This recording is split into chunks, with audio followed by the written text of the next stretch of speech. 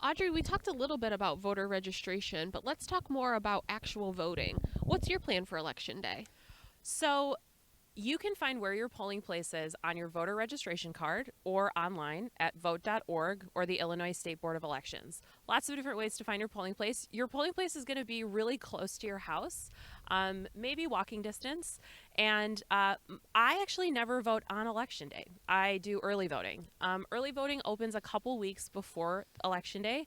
And the really cool part about early voting is that you don't necessarily have to vote at your polling place by your house. You can vote in parks. The polling places will be in parks or libraries or downtown.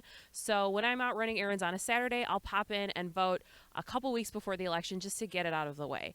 My recommendation is that everyone makes a plan to vote, because while the polling places are open from 6 a.m. to 7 p.m., sometimes the day gets away from you. So I would recommend that people either make a plan to vote before work or class or afterwards. As long as you're in line by 7 o'clock, they have to let you vote. So if you get there at 6:45 and there's a line, stay in the line and make sure that you cast that ballot.